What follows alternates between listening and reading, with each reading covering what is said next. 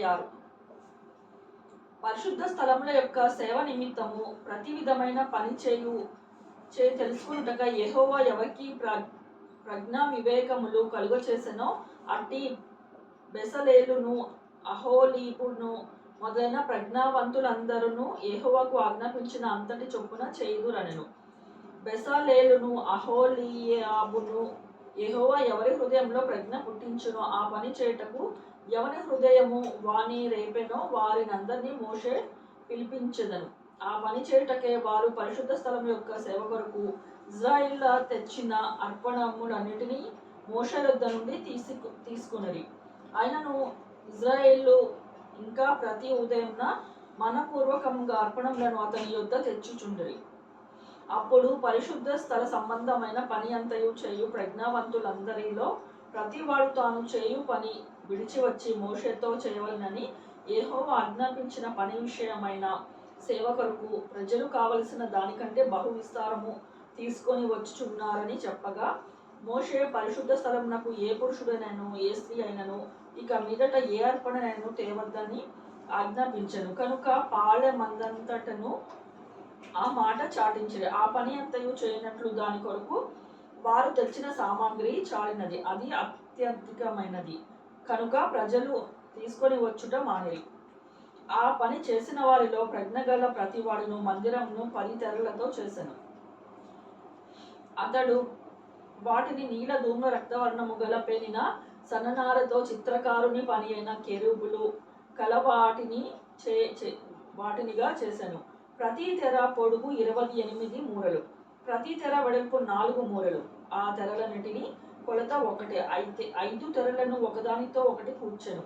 మిగిలిన 5 తెరలు ఒకదానితో ఒకటి కూర్చెను. మొదటి కూర్పు చివరనున్న తెర అంచున నీలి నూలుతో కొలుకులను చేసెను. రెండవ కూర్పున వెలుపటి తెర అంచున అట్లు చేసెను. ఒక తెరలో 10 కొలుకులను చేసెను. రెండవ కూర్పునున్న తెర అంచున 10 కొలుకులను చేసెను. ఆ కొలుకులు ఒకదానితో ఒకటి సరిగా ఉండెను. మరియు అతడు 10 బంగారు గుండీలను చేసి ఆ గుండీల చేత తెరలను ఒకదానితో ఒకటి కూర్పగా అది ఒక మందిరముగా ఉండెను. మరియు మందిరము మీద గుడారముగా మేక వెంట్రుకలతో తెరలను చేసెను. వాటిని 11 తెరలుగా చేసెను. ప్రతి తెర పొడుగు 30 మూరలు, ప్రతి తెర వెడల్పు 4 మూరలు. ఆ 11 తెరల కొలత ఒకటే. 5 తెరలను ఒకటిగాను 6 తెరలను ఒకటిగాను కూర్చెను. మొదటి కూర్పు నందలి వెలుపలి తెర అంచున 10 కొలుకులను చేసెను. మరియు రెండవ కూర్పు నందలి వెలుపలి తెర అంచున 10 కొలుకులను చేసెను. ఆ గుడారము ఒకటిగా ఉండునట్లు దాని కూర్చుటకు 10 ఇత్తడి గుండీలను చేసెను. మరియు ఎర్ర రంగు వేసిన పొట్టేళ్ల తోళ్లతో గుడారము కొరకు కప్పును, దాని మీదుగా సముద్ర వత్సల తోళ్లతో పైకప్పును చేసెను. మరియు అతడు మందిరమునకు తుమ్మకర్రతో నిలువు పలకలు చేసెను. పలక పొడుగు 10 మూరలు, పలక వెడల్పు 3 మూరెడున్నర. ప్రతి పలకకు ఒకదానికొకటి సమదూరము గల కుసులు 2 ఉండెను. అట్లు మందిరము యొక్క పలకలన్నిటినీ చేసెను. కుడివైపున అనగా దక్షిణ దిక్కున 20 పలకలు ఉండునట్లు మందిరమునకు పలకలు చేసెను.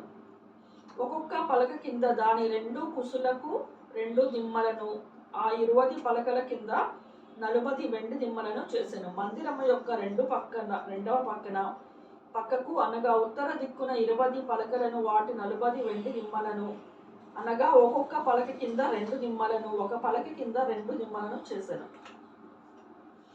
పడమటి దిక్కున మందిరము యొక్క వెనుక పక్కను 6 పలకలు చేసెను. వెనుక పక్కను మందిరము యొక్క మూలలకు 2 పలకలను చేసెను. అవి అడుగున కూర్చబడి మొదటి ఉంగరము దాకా ఒకదానితో ఒకటి శిఖరమున కూర్చబడినవి. అట్లు 2 మూలలలో ఆ 2 పలకలు చేసెను. 8 పలకలు ఉండెను. వాటి వెండి దిమ్మలు 16 దిమ్మెలు. ప్రతి పలక కింద 2 దిమ్మలు ఉండెను. మరియు అతడు తుమ్మకర్రతో అడ్డకర్రలను చేసెను. మందిరము యొక్క ఒక పక్క పలకకు 5 అడ్డకర్రలను, మందిరము యొక్క రెండవ పక్క పలకలకు 5 అడ్డకర్రలను, పడమటి వైపున మందిరము యొక్క పక్క పలకలకు 5 అడ్డకర్రలను చేసెను. పలకల మధ్య నుండి నడిమి అడ్డకర్రను ఈ కొన నుండి ఆ కొన వరకు చేరియుండ చేసెను. ఆ పలకలకు బంగారు రేకులు పొదిగించి వాటి అడ్డకర్రలుండు వాటి ఉంగరములను బంగారముతో చేసి అడ్డకర్రలకు బంగారు రేకులను పొదిగించెను. మరియు అతడు నీల ధూమ్ర రక్తవర్ణము గల అడ్డతెరను పేనిన సన్ననారతో చేశాను. చిత్రకారుని పని అయిన కెరూబులు గల దానితో దాని చేశాను. దాని కొరకు తుమ్మకర్రతో 4 స్తంభములను చేసి వాటికి బంగారు రేకులను పొదిగించెను. వాటి వంకలు బంగారువి. వాటి కొరకు 4 వెండి దిమ్మలను పోతపోసెను. మరియు అతడు గుడారపు ద్వారముల కొరకు నీల ధూమ్ర రక్తవర్ణము గల పేనిన సన్ననారతో బూటా పని అయిన అడ్డతెరను చేశాను. దాని 5 స్తంభములను వాటి దిమ్మలను చేసి వాటి బోదెలకును వాటి పెండె బద్దలకును బంగారు రేకులను పొదిగించెను. వాటి 5 దిమ్మలు ఇత్తడివి.